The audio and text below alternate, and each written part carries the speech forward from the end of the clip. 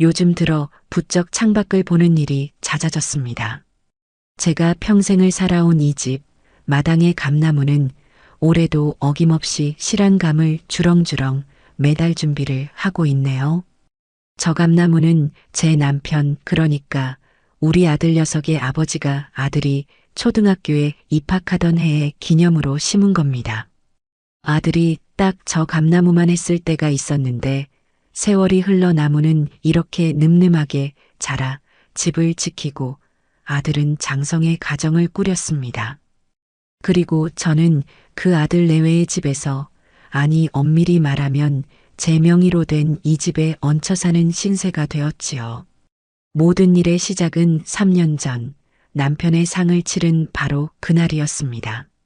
장례식장을 오가며 검게 그을린 아들 녀석의 얼굴이 아직도 선합니다. 모든 절차가 끝나고 텅 빈 집으로 돌아와 멍하니 앉아있는 제 옆에 아들과 며느리가 나란히 앉더군요. 며느리는 제 손을 꼭 잡았고 아들은 무겁게 입을 열었습니다. 어머니, 이제 저희랑 같이 사시는 게 어떻겠어요? 이 넓은 집에 혼자 계시면 저희도 마음이 안 편하고 어머니도 적적하실 겁니다. 저희가 이제부터라도 제대로 모시고 싶어요. 아들의 목소리는 진심처럼 들렸습니다. 옆에 있던 며느리, 영서, 어미도 거들었죠. 네, 어머님. 저희가 잘할게요. 손주 재롱 보는 재미도 있으실 거고요. 음식이며 살림이며 아무것도 신경 쓰시지 않게 저희가 다 알아서 할 테니 어머님은 그저 편히 계시기만 하면 돼요. 그때는 그 말들이 얼마나 달콤하게 들렸는지 모릅니다. 평생을 기댈 곳이라 믿었던 남편이 하루아침에 곁을 떠나고 집안 가득하던 온기는 싸늘한 정막으로 변해버린 뒤였으니까요. 밤마다 현관문 소리에 놀라 깨기 일쑤였고 혼자 밥을 차려 먹을 때면 숟가락을 들기도 전에 눈물부터 쏟아지던 날들이었습니다. 그런 저에게 아들 내외의 제안은 사막의 오아시스처럼 느껴졌습니다. 늙어서 자식에게 짐이 되고 싶지는 않았지만 그래도 마지막은 가족의 품에서 보내고 싶다는 외로움이 더 컸던 모양입니다. 무엇보다 눈에 밟히는 손주 녀석의 얼굴이 제 결심을 굳히게 만들었지요. 저는 결국 고개를 끄덕였고 며칠 뒤 아들 내외는 살던 아파트를 정리하고 제 집으로 들어왔습니다.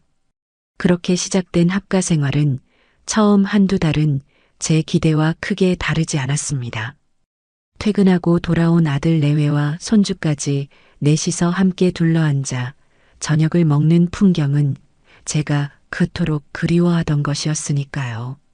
며느리는 약속대로 살림에 손을 못 대게 했고 아들은 주말마다 저를 데리고 외출이라도 하려고 애쓰는 듯 보였습니다. 하지만 딱 거기까지였습니다. 시간이 흐를수록 모시겠다던 그들의 말은 그저 빈말에 가까웠다는 것을 깨닫는 데는 오랜 시간이 걸리지 않았습니다. 변화는 아주 사소한 것에서부터 시작되었습니다. 저는 평생을 제 손으로 가족의 먹거리를 챙겨왔습니다. 특히 김치만큼은 자부심이 있었죠. 남편도 아들도 제가 담근 김치가 없으면 밥을 못 먹을 정도였으니까요. 합가하고 처음으로 김장철이 돌아왔을 때 저는 당연히 예년처럼 김치를 담글 준비를 했습니다. 좋은 배추와 물을 골라 소금에 절이고 밤새워가며 정성껏 양념을 만들었죠. 예전처럼 많은 양은 아니었지만 우리 네 식구가 겨우내 먹을 만큼은 충분했습니다. 그런데 제 등 뒤에서 부엌으로 들어온 며느리가 대뜸 코를 막으며 말하더군요. 어머니, 이게 다 뭐예요? 집안에 냄새가 진동을 하네요. 저는 웃으며 말했습니다. 아가, 김치 담그잖니. 너가 우리 집 김치 맛을 아직 제대로 못 봐서 그래. 이거 하나면 다른 반찬 없어도 밥 한 그릇 뚝딱이야. 그러자 며느리는 한숨을 푹 쉬며 말했습니다. 어머니, 요즘 세상에 누가 이렇게 힘들게 김치를 담가 먹어요. 인터넷으로 주문하면 맛있는 김치가 종류별로 다 오는데, 그리고 이런 건 냄새 때문에 아파트에서는 상상도 못할 일이에요. 옆집에서 민원 들어와요. 아파트가 아닌 마당 넓은 주택이었지만 며느리의 말투는 마치 제가 시대에 뒤떨어진 유난스러운 늙은이가 된 것 같은 기분을 느끼게 했습니다. 더 기가 막힌 일은 그 다음에 일어났습니다. 제가 정성껏 버무려 김치통에 차곡차곡 담아놓은 김치를 며느리가 며칠 뒤 음식물 쓰레기 봉투에 담아버리고 있는 것을 목격한 겁니다. 제가 너무 놀라 아가, 지금 뭐 하는 거냐? 하고 소리치자 며느리는 조금도 놀란 기색 없이 태연하게 대답했습니다. 어머니, 이것 때문에 냉장고에 다른 음식까지 냄새가 다 배었어요. 그리고 제가 말씀드렸잖아요. 요즘은 다 사 먹는다고. 마트에서 깔끔하게 포장된 김치 사왔으니까 그걸로 드세요. 제 눈앞에서 제 평생의 자부심과도 같았던 음식이 음식물 쓰레기로 버려지는 광경을 보면서도 저는 아무 말도 할 수가 없었습니다. 손이 부들부들 떨리고 심장이 내려앉는 것 같았죠. 그날 저녁 저는 퇴근하고 돌아온 아들에게 이 일을 이야기했습니다. 일말의 기대를 품고서요. 제 아들이라면 어릴 적부터 제 김치를 세상에서 제일 맛있다고 했던 녀석이라면 제 마음을 알아줄 거라고 믿었습니다. 아들아, 영서 어미가 내가 담근 김치를 글쎄 다 버렸단다. 어떻게 그럴 수가 있니? 그게 어떤 정성으로 만든 건데, 제 말에 아들은 TV에서 눈을 떼지도 않은 채 건성으로 대답했습니다. 에이, 어머니. 뭘 그런 걸 가지고 그러세요? 영서 씨 말도 일리가 있죠. 요즘은 편하게 사 먹는 게 대세인데. 어머니도 이제 힘들게 그런 거 하지 마시고 편하게 지내세요. 편하게 지내라는 아들의 말은 비수처럼 제 가슴에 꽂혔습니다. 편한 것이 문제가 아니었습니다. 제 존재와 제가 살아온 세월 전체를 부정당한 기분이었습니다. 그날 이후로 저는 부엌에 들어가는 일이 거의 없어졌습니다. 며느리는 약속대로 알아서 식사를 차렸고 식탁에는 정체 모를 배달 음식과 반조리 식품들이 오르기 시작했습니다. 저는 그저 며느리가 차려주는 밥을 군소리 없이 받아먹는 그저 식객 같은 존재가 되어버렸습니다. 가장 견디기 힘든 것은 소외감이었습니다.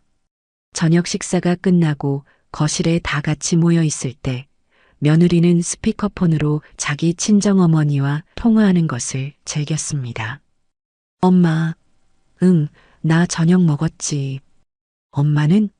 뭐 맛있는 거 해 드셨어? 며느리의 목소리는 세상에서 가장 다정한 딸의 목소리였습니다. 아, 정말? 역시 우리 엄마 손맛은 최고야. 그 김치 택배로 좀 붙여주면 안 돼? 여기 어머님이 담그신 건 영 입에 안 맞아서 바로 옆 소파에 제가 버젓이 앉아 있는데도 며느리는 스스럼 없이 그런 말을 내뱉었습니다. 그럴 때면 저는 차라리 귀가 들리지 않았으면 좋겠다고 생각했어요. 제 앞에서 저를 없는 사람 취급하는 그 상황이 너무나도 모욕적이었습니다. 더 비참한 것은 아들의 태도였습니다. 아들은 며느리가 저에게 무례하게 굴 때마다 못 들은 척, 못 본 척하기 바빴습니다. 자신의 아내와 어머니 사이에서 벌어지는 불편한 기류를 애써 외면하는 것이 자기가 할 수 있는 최선이라고 생각하는 듯 했습니다. 아니, 어쩌면 그저 귀찮았던 것이겠죠. 늙은 어머니의 서운한 감정 따위를 일일이 챙겨주기에는 자신의 삶이 너무 고단하다고 여겼을지도 모릅니다. 저는 점점 말이 없어졌고 방에 머무는 시간이 길어졌습니다. 손주 녀석과 놀아주는 것이 유일한 낙이었지만 그것마저도 며느리는 탐탁지 않아 했습니다. 어머니, 애벌은 나빠져요. 너무 오냐오냐 하지 마세요. 어머니, 옛날 방식은 지금 애들한테 안 맞아요. 제가 알아서 교육할게요. 며느리는 사사건건 제 육아 방식에 끼어들었고 결국 저는 손주를 편하게 안아주는 것조차 눈치를 보게 되었습니다.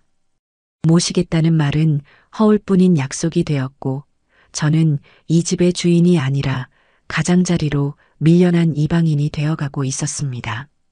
마당의 감나무는 해마다 무럭무럭 자라는데 이 집안에서 제 자리는 나날이 좁아지고 있었습니다. 저는 그저 창밖을 보며 남편이 사무치게 그리워지는 날들을 속으로 삼킬 뿐이었습니다. 모든 것이 폭발하기 직전에 고요하지만 위태로운 나날들이 그렇게 흘러가고 있었습니다. 김치 사건 이후로 제 마음속에는 눈에 보이지 않는 벽이 하나 세워졌습니다. 아들 내외 앞에서 웃고 있어도 그것은 진짜 웃음이 아니었고 그들이 차려주는 밥을 먹어도 모래알을 씹는 것처럼 서걱거렸지요. 저는 그저 이 집의 평화를 깨뜨리고 싶지 않은 혹은 분란을 일으킬 용기조차 없는 늙은이처럼 스스로를 위장하며 하루하루를 보냈습니다. 하지만 그런 제 최소한의 평화마저 깨뜨리는 사건들은 마치 예정된 수순처럼 연이어 터져 나왔습니다. 시작은 하나뿐인 손주 녀석의 5번째 생일이었습니다. 며느리는 아들 생일보다 더 유난을 떨며 며칠 전부터 부산을 떨더군요. 어머님, 이번 주말에 민준이 생일 파티 할 거예요. 제 친구들이랑 남편 회사 동료 몇 분 오시기로 했어요. 그리고 당연히 저희 부모님도 오실 거고요. 며느리는 신이 나서 떠들었지만 그 초대 명단에 제 쪽 사람은 단 한 명도 없다는 사실을 애써 모르는 척하는 듯 했습니다. 제 친구들은 남편 따라 세상을 떠나거나 먼 시골에 살고 있으니 부를 사람이 마땅치 않다는 것을 알면서도 그 사실이 새삼스레 저를 외롭게 만들더군요. 생일 파티 당일 아침부터 집안은 잔치 분위기로 들썩였습니다.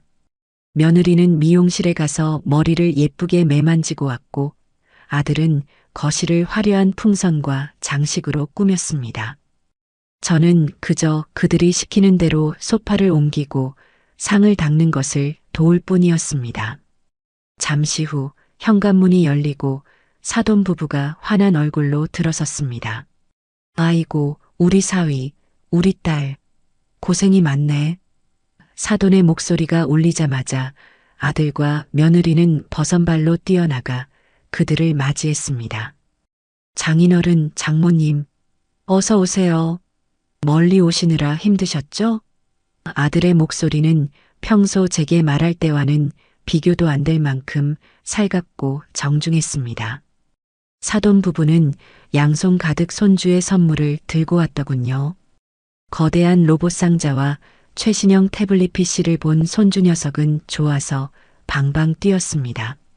저도 며칠 전부터 시장에 나가 손주가 좋아하는 공룡이 그려진 내복 한 벌을 고심해서 사두었습니다. 포장도 예쁘게 해서 건넸지만 제 선물은 값비싼 장난감들 옆에서 초라하게 밀려나 거실 한 구석에 놓였습니다. 그 누구도 제 선물을 풀어보거나 고맙다고 제대로 말해주는 이가 없었지요. 곧이어 며느리의 친구들과 아들의 직장 동료들이 도착했고 집안은 왁자지껄한 웃음소리로 가득 찼습니다. 저는 부엌에서 며느리가 주문한 배달 음식들을 접시에 옮겨 담고 과일을 깎아내느라 정신이 없었습니다. 마치 이 집의 주인이 아니라 시간제 도우미가 된 기분이었어요. 며느리는 제게 어머니, 저기 피자 좀 잘라서 내주세요. 어머니, 음료수 좀 더 가져다 주시겠어요? 하고 자연스럽게 일을 시켰습니다. 사돈 부부는 가장 상석에 앉아 아들이 따라주는 비싼 와인을 마시며 사람 좋은 웃음을 짓고 있었죠. 그 모습을 멀찍이서 바라보는데 울컥하고 서러움이 치밀어 올랐습니다. 남편과 제가 평생을 바쳐 일군 이 집에서 저는 완벽한 이방인이자 구경꾼이 되어 있었습니다. 설상가상으로 사돈 부부는 제게 위로랍시고 한마디 건네더군요. 사부인, 아들, 딸 키워서 이렇게 합가하고 사시니 얼마나 좋으세요. 저희는 딸 하나라 나중에 외로워서 어쩌나 걱정인데. 사부인은 든든하시겠어요. 그 말에 저는 아무 대답도 할 수 없었습니다. 그저 어색하게 웃어 보이는 제 얼굴 근육이 경련을 일으키는 것 같았죠. 든든하기는요. 제 속이 새까맣게 타들어가는 것을 저들은 조금이라도 짐작이나 할까요? 그날의 씁쓸함이 채 가시기도 전 또 다른 사건이 제 가슴에 못을 박았습니다. 어느 날 저녁 며느리가 백화점 쇼핑백을 대여섯 개나 들고 현관으로 들어섰습니다. 여보, 나왔어. 당신이 부탁한 거 사왔지. 며느리는 신이 나서 쇼핑백들을 거실 바닥에 와르르 쏟아냈습니다. 그중 가장 크고 고급스러운 상자를 열어 보이더군요. 윤기가 자르르 흐르는 붉은색 포장지 안에는 최고급 녹용 보약 세트가 들어 있었습니다. 이거 엄청 귀한 거래. 우리 아빠 기력 쇠하신 것 같아서 큰맘 먹고 샀어. 한 세트는 우리 집 거, 한 세트는 주말에 친정 갖다 드리게 며느리는 자랑스럽게 말하며 아들을 향해 생색을 냈습니다. 아들은 잘했어. 장인어른께 이만한 게 없지. 비쌌을 텐데라며 며느리의 어깨를 두드려 주었습니다. 저는 그저 말없이 그 광경을 지켜보고 있었습니다. 수십만 원은 좋게 넘어 보이는 보약을 자기 부모를 위해 눈 하나 깜짝 안 하고 사는구나 싶었죠. 그때 며느리가 마치 이제야 제가 생각났다는 듯이 작은 약국 봉투 하나를 툭 던지듯 제게 건넸습니다. 아, 맞다. 어머니, 이거요. 약국 간 김에 어머니 생각나서 비타민C 하나 샀어요. 이런 거라도 잘 챙겨 드셔야 오래 사시죠. 제 손에 들린 것은 세일 상품이라고 적힌 스티커가 붙어 있는 몇천 원짜리 비타민 영양제 한 통이었습니다. 사돈을 위한 수십만 원짜리 녹용 보약과 저를 위한 몇천 원짜리 비타민. 그 가격의 차이만큼이나 저와 사돈 사이의 노인거리가 아득하게 느껴졌습니다. 오래 사시라는 말은 더 이상 덕담으로 들리지 않고 빨리 죽지 않아 골치라는 저주처럼 들렸습니다. 저는 고맙다는 말 대신 방에 들어가서 좀 쉬어야겠다며 자리에서 일어섰습니다. 등 뒤에서 어머니는 맨날 피곤하시대라고 투덜거리는 며느리의 목소리가 희미하게 들려왔습니다. 그리고 마침내 제 인내심의 마지막 끈을 끊어버릴 대화가 제 귀에 들려온 것은 그로부터 한 달쯤 지났을 때였습니다. 사돈의 칠순 생신이 다가오고 있었죠. 주말 저녁 아들 내외는 소파에 나란히 누워 태블릿 PC를 들여다보며 속닥거리고 있었습니다. 저는 거실 한쪽에서 신문을 보는 척하며 그들의 대화에 귀를 기울였습니다. 여보, 아버지 칠순 잔치 어디서 할까? 그냥 한정식집 괜찮은 데서 할까? 무슨 소리야? 우리 아빠 첫 칠순인데. 당연히 호텔에서 해야지. 내가 알아봤는데 시내에 있는 S호텔 뷔페가 그렇게 잘 나온대. 호텔? 비싸지 않아? 비싸긴 뭐가 비싸. 1인당 15만 원짜리 코스도 있고 25만 원짜리 시그니처 코스도 있는데 이왕 하는 거 제일 좋은 걸로 해드려야지. 랍스터랑 스테이크 무제한으로 나오는 걸로. 우리 체면도 있고. 25만 원? 그럼 우리 식구랑 처가 식구들만 해도 돈이 얼만데. 자기야, 돈이 문제야? 평생 고생하신 우리 아빠야. 이 정도는 해드려야 도리지. 자기가 내는 것도 아니고 어차피 아버님 보험금 나온 걸로 하는 건데 뭐. 좋은 데 쓰면 좋잖아. 저는 그 순간 제 귀를 의심했습니다. 남편이 평생 저와 자식을 위해 꾸준히 마다치 않고 부었던 제가 아플 때 쓰려고 정 안 되면 아들 사업 자금이라도 보태주려고 아껴두었던 그 돈.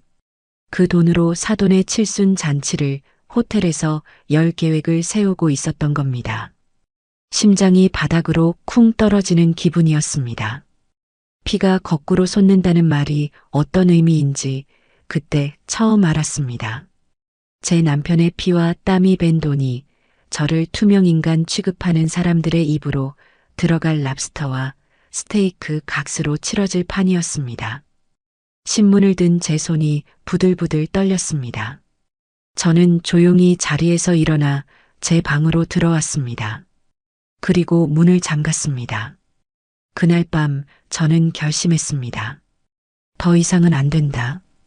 이 집에서 이 사람들과는 단 하루도 더 같이 살 수 없다고요. 그 참담한 대화를 엿들은 후 제 생일이 다가왔습니다. 사실 기대 같은 것은 하지 않은 지 오래였습니다. 하지만 사람 마음이라는 게 참으로 간사해서 혹시나 하는 작은 희망의 불씨가 마음 한구석에서 꺼지지 않고 남아 있었나 봅니다. 내 생일만큼은, 그래도 나를 낳아준 어머니의 생일만큼은 기억해주지 않을까 하는 어리석은 기대였죠. 생일날 아침이 밝았습니다. 창밖은 여느 때와 다름없이 고요했고 집안의 공기는 차가웠습니다. 저는 평소보다 조금 일찍 일어나 미역국이라도 한 솥 끓여볼까 잠시 망설였습니다. 제 손으로 제 생일상을 차린다는 것이 처량하기도 했지만 그래도 아들 녀석이 어릴 적엔 제 생일 아침이면 엄마 미역국 진짜 맛있다며 2그릇씩 뚝딱 해치우곤 했었으니까요. 그 기억 하나에 기대 부엌으로 향하려는데 방문 밖에서 아들 내외의 목소리가 들려왔습니다. 여보, 나 오늘 늦어. 본부장님이랑 저녁 약속 있어. 당신도 민준이 챙기고 일찍 자. 알았어. 나도 오늘까지 끝내야 할 보고서가 있어서 아마 야근할 것 같아. 어머니 저녁이나 잘 챙겨드려.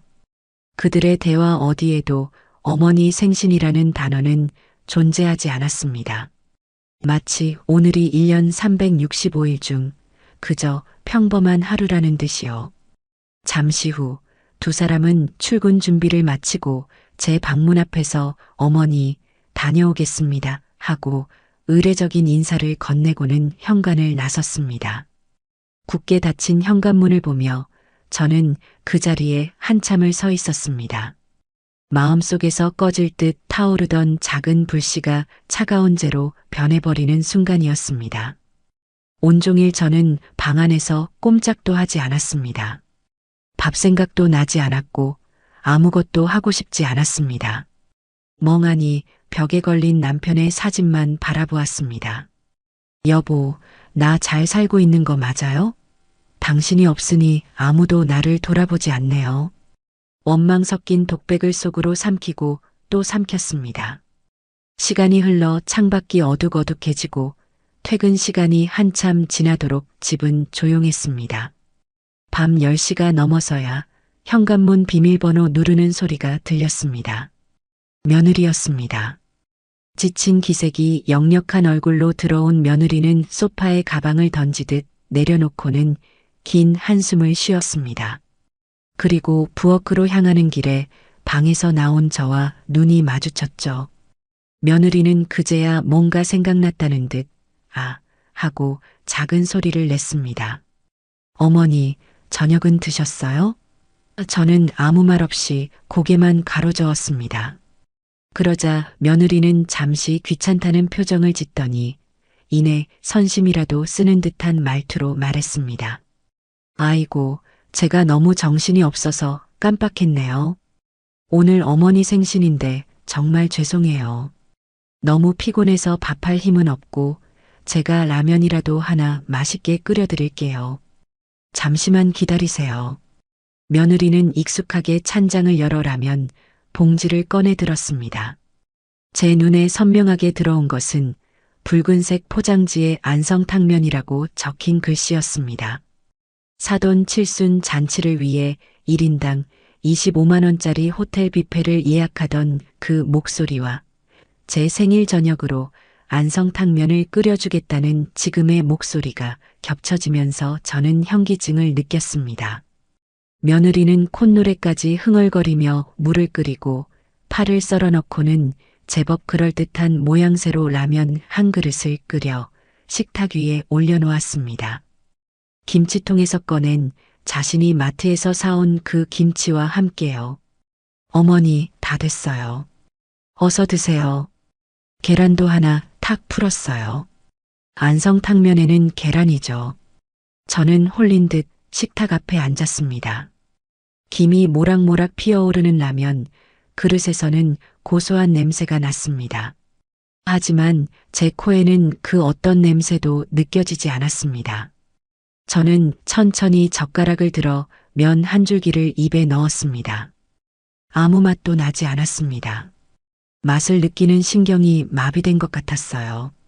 제 앞에서는 며느리가 스마트폰을 들여다보며 키득거리고 있었고, 거실에서는 뒤늦게 퇴근한 아들이 옷도 갈아입지 않은 채 TV 스포츠 채널에 시선을 고정하고 있었습니다. 그 누구도 제게 생신 축하드려요라는 말 한마디 건네지 않았습니다. 이 집에서 제 70평생의 생일은 이렇게 안성탕면 한 그릇으로 정리되고 있었습니다.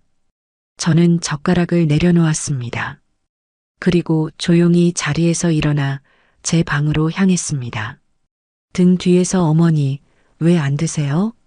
불어요 하는 며느리의 목소리가 들렸지만 대답하지 않았습니다. 방문을 닫고 잠그는 순간 눈물이 터져 나올 것 같았지만 애써 참았습니다. 이제 울 때가 아니었습니다. 우는 것은 지는 것이고 저는 더 이상 지고 싶지 않았습니다. 저는 장롱 가장 깊숙한 곳, 남편의 양복이 들어있던 자리에 고이 모셔두었던 오동나무 상자를 꺼냈습니다. 상자 뚜껑을 열자 조금은 빛이 바랜 붉은색 표지의 책자가 모습을 드러냈습니다. 등기권리증, 제 이름 석자와 이 집의 주소가 선명하게 인쇄된 이 집이 온전히 제 소유임을 증명하는 서류였습니다. 남편이 세상을 떠나기 전 혹시 모르니 당신 이름으로 해두는 게 마음이 편하겠다며 제 손에 쥐어준 것이었죠.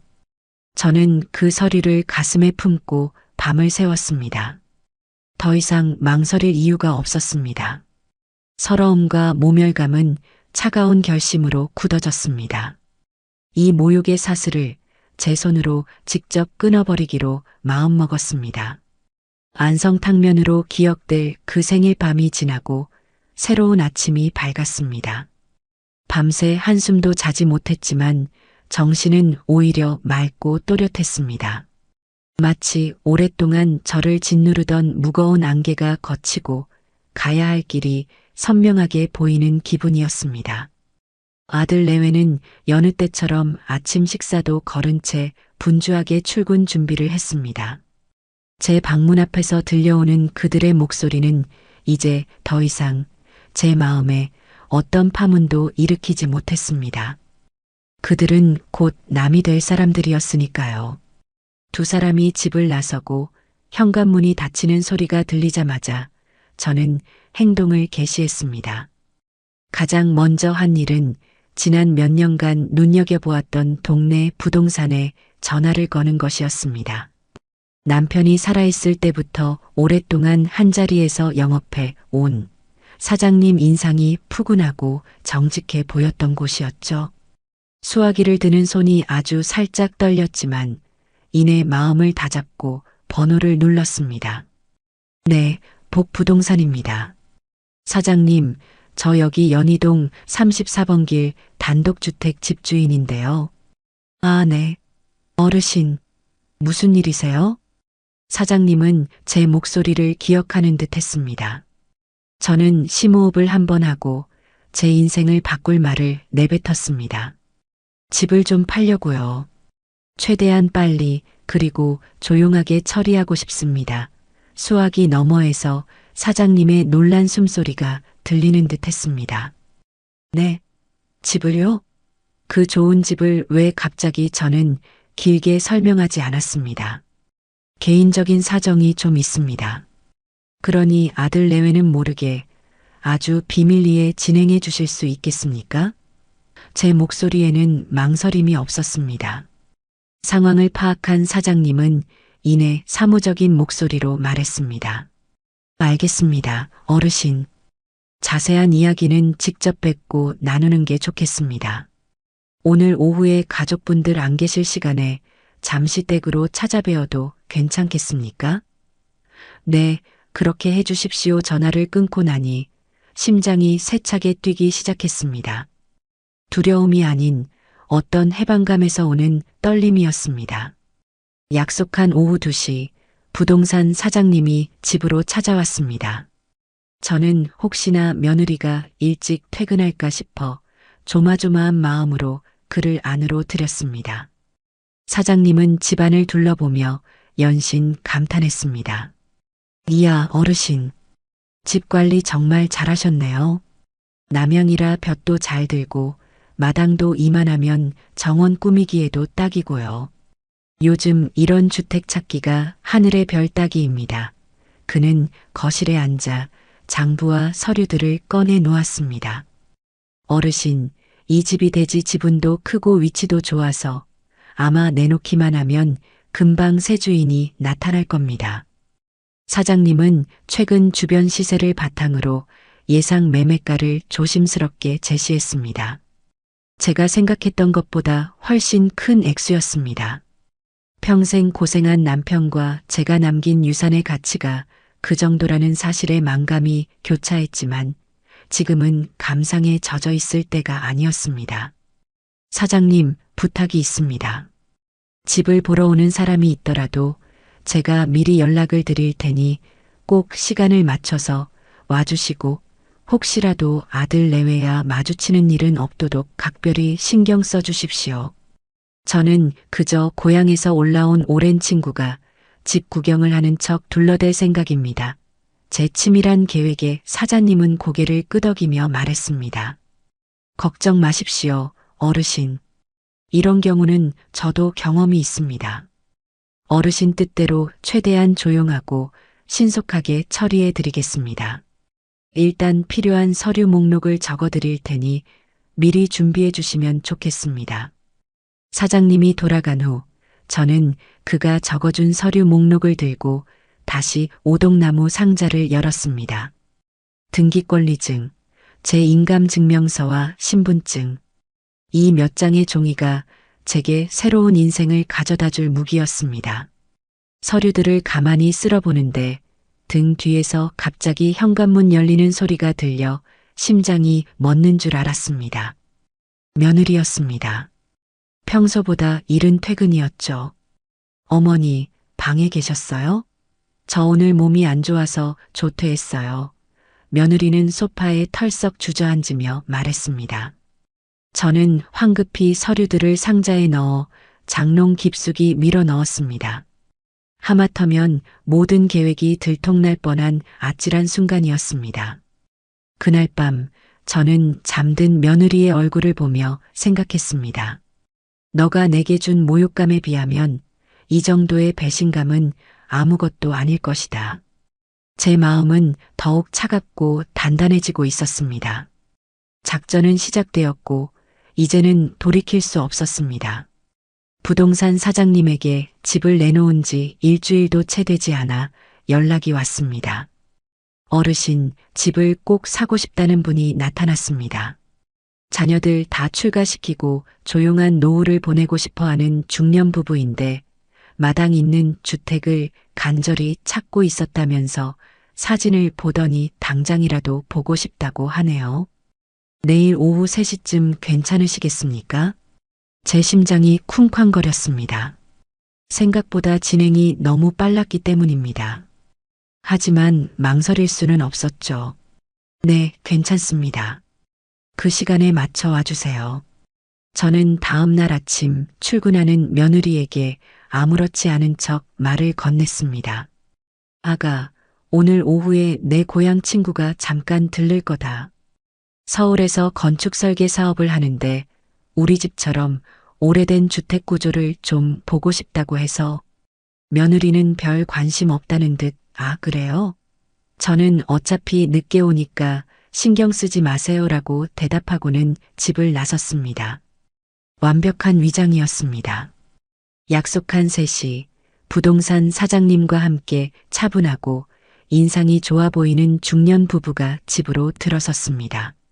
그들은 집 안으로 들어서자마자 요란한 감탄 대신 "아, 참 좋네요라며 낮고 진심 어린 목소리로 말했습니다. 특히 남편 되는 분은 햇살이 가득 들어오는 거실 창과 마당의 감나무를 보며 무척이나 마음에 들어 하는 눈치였습니다. 아내분이 온화한 미소로 말했죠. 저희가 딱 찾던 집이에요. 아이들 키우느라 평생을 아파트에서만 살았거든요. 이제 둘만 남으니 마당에서 꽃도 가꾸고 작은 텃밭도 일구면서 조용히 살고 싶었답니다. 그들의 차분한 목소리를 들으니 한편으로는 이 집의 좋은 기운이 계속 이어질 것 같아 마음이 놓이기도 했습니다. 저는 태연하게 우리 남편이 살아생전에 참 아끼던 집이에요. 구석구석 손길 안 닿은 곳이 없죠라며 집의 역사를 설명해 주었습니다. 중년 부부는 제 설명을 들으며 고개를 깊이 끄덕였고 집을 더욱 소중하고 따뜻한 시선으로 바라보는 듯 했습니다. 사장님은 저와 눈빛을 교환하며 순조롭게 집 구경을 이끌었습니다. 약 1시간 뒤 그들은 정말 마음에 듭니다. 저희 부부가 상의해보고 바로 연락드리겠습니다라는 말을 남기고 돌아갔습니다. 그들이 떠나자마자 사장님이 제게 엄지손가락을 치켜 세우며 말했습니다. 어르신, 연기 실력이 대단하신데요? 아무래도 계약이 성사될 것 같습니다. 느낌이 아주 좋습니다. 긴장이 풀리면서 온몸에 힘이 빠지는 기분이었습니다. 그런데 위기는 예기치 못한 곳에서 찾아왔습니다. 그날 저녁 아들이 퇴근 후 제 방으로 건너왔습니다. 평소와는 달리 잔뜩 상기된 얼굴이었습니다. 어머니, 저 드릴 말씀이 있어요. 아들은 제 앞에 앉아 서류 몇 장을 내밀었습니다. 주식 투자와 관련된 서류인 듯 했습니다. 어머니, 이거 정말 확실한 정보예요. 제 직장 선배가 알려준 건데 이 회사에 투자하면 한 달 안에 무조건 2배로 불어난대요. 이건 하늘이 주신 기회예요. 저는 아들의 번들거리는 눈빛을 보며 직감했습니다. 또 시작이구나. 아들은 예전에도 몇 번 주식 투자로 적지 않은 돈을 날린 전적이 있었습니다. 그래서 하고 싶은 말이 뭐냐 제 차가운 물음에 아들은 머뭇거리다 본심을 드러냈습니다. 어머니, 제가 가진 돈은 전부 털었는데 아직 조금 부족해서요. 어머니 혹시 남편 보험금 받으신 거 은행에 그대로 넣어두셨죠? 그거 잠시만 빌려주시면 안 될까요? 딱 한 달만 쓰고 이자까지 두둑하게 쳐서 돌려드릴게요.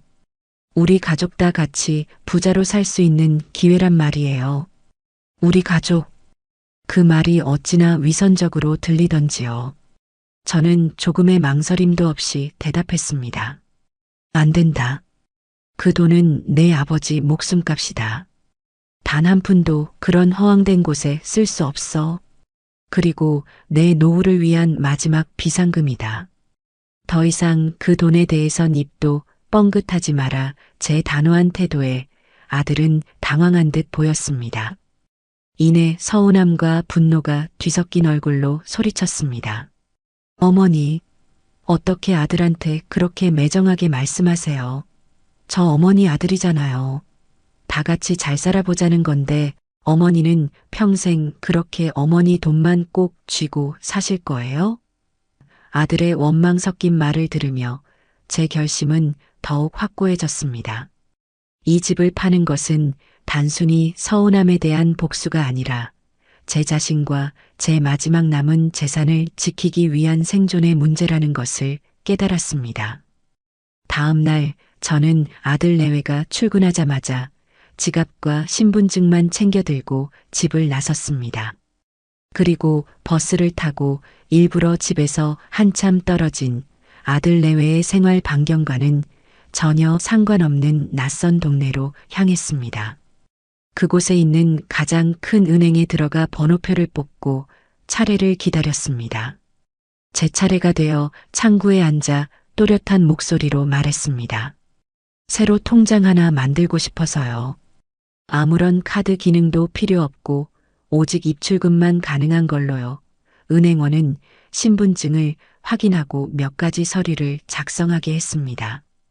잠시 후 제 이름 석자가 찍힌 새로운 통장이 나왔습니다. 빳빳한 종이의 감촉이 손끝에 생생하게 전해졌습니다. 저는 그 통장을 품에 꼭 안고 은행을 나섰습니다. 이 얇은 통장 한 권이 앞으로 펼쳐질 제 새로운 인생의 자유이용권처럼 느껴졌습니다.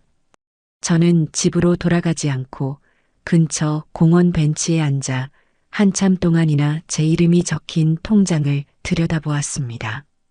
두려움은 사라지고 오직 희망만이 가슴속에서 조용히 차오르고 있었습니다. 부동산 사장님을 통해 집을 보러 왔던 중년 부부가 계약을 하고 싶다는 의사를 전해 온 것은 바로 다음 날 오후였습니다.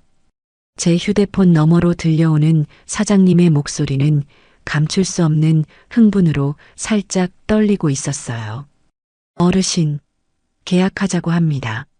어르신께서 말씀하신 금액을 한 푼도 깎지 않고 그대로 진행하겠다고 하시네요. 이런 경우는 정말 드문데 집을 정말 마음에 들어 하시는 모양입니다. 그 말을 듣는 순간 제 마음속에서는 오히려 폭풍이 지나간 듯한 고요함이 찾아왔어요. 이제 정말로 제 인생의 배가 새로운 항구를 향해 닻을 올렸다는 것이 실감났습니다. 더 이상 망설일 필요도 뒤돌아볼 이유도 없었죠. 계약 날짜는 사흘 뒤 오후 2시로 잡혔습니다. 제게 주어진 그 사흘이라는 시간은 제 인생 전체를 통틀어 가장 길면서도 가장 짧은 시간처럼 느껴졌어요. 하루는 1000년 같다가도 또 하루는 눈 깜짝할 사이에 지나갔습니다. 저는 그 시간 동안 겉으로는 평소와 다름없이 행동했습니다. 며느리가 차려주는 맛없는 저녁을 군말 없이 먹었고 거실에서 시끄럽게 울리는 TV 소리를 배경음악 삼아 뜨개질을 하기도 했죠. 하지만 제 머릿속은 온통 앞으로의 계획으로 가득 차 있었습니다. 마치 중요한 전투를 앞둔 장수처럼 저는 제 인생의 향방을 가를 결전의 날을 차분히 준비하고 있었어요. 마침내 계약 당일이 밝았습니다.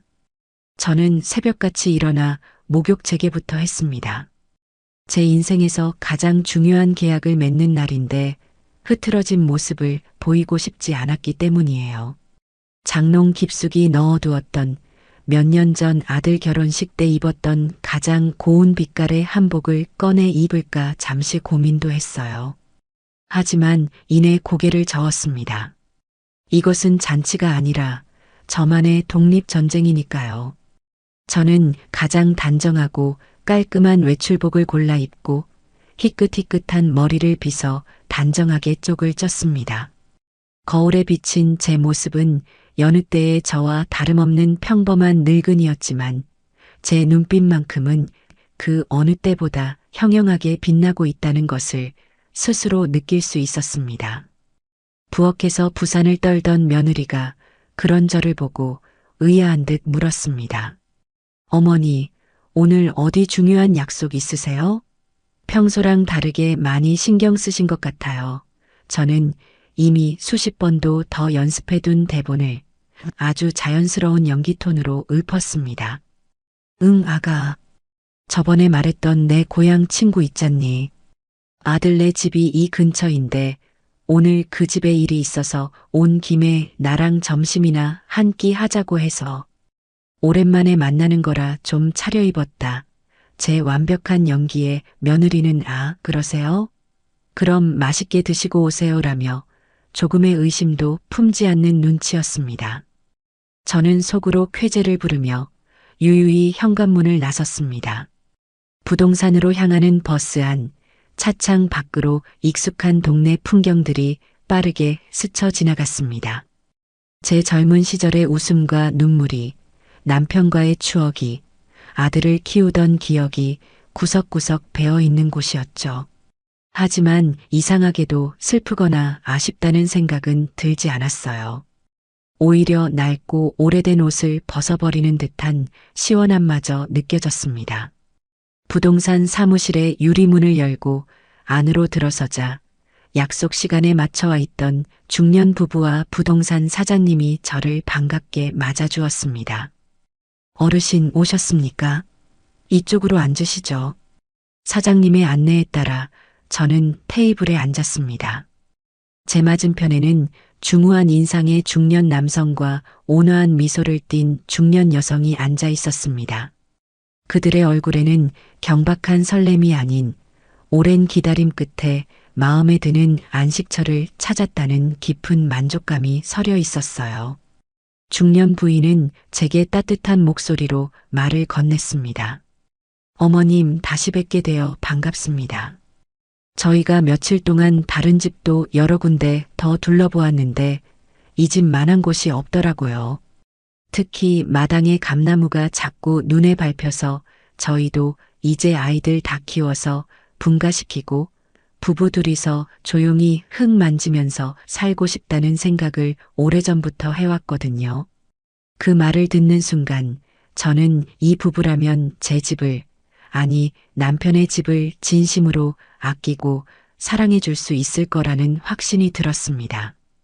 제 선택이 틀리지 않았다는 안도감에 저도 모르게 미소를 지으며 대답했죠. 그래요. 그 감나무가 우리 집의 역사나 마찬가지랍니다. 좋은 분들이 오셔서 그 역사를 이어가 주신다니 저야말로 마음이 놓이네요. 화기애애한 분위기 속에서 계약 절차는 시작되었습니다. 두꺼운 표준 매매 계약서가 테이블 위에 펼쳐졌고 사장님은 마치 법정의 판사처럼 계약서의 조항들을 하나하나 짚어가며 큰 소리로 읽어 내려갔습니다. 매매 대금 그 중에서도 오늘 지급될 계약금의 액수, 중도금과 잔금 지급 일정, 그리고 가장 중요한 소유권 이전 날짜까지 사장님의 목소리를 들으며 저는 서류에 적힌 글자들을 꼼꼼하게 눈으로 쫓았습니다. 제 남은 인생의 무게가 걸린 계약이었으니까요. 모든 설명이 끝나고 마침내 도장을 찍을 시간이 다가왔습니다. 사장님이 제 앞으로 묵직한 인주와 함께 제 이름 석자가 선명하게 새겨진 도장을 건네주었습니다. 저는 도장을 손에 꽉 쥐었습니다. 단순히 나무로 만든 작은 도장이 아니었어요. 그것은 제 70평생의 한과 서름, 그리고 앞으로 되찾게 될 제 존엄과 자유의 무게를 모두 담고 있는 듯 했습니다. 도장을 찍기 직전 아들의 얼굴과 며느리의 비웃던 얼굴이 환영처럼 눈앞을 스쳐 지나갔습니다.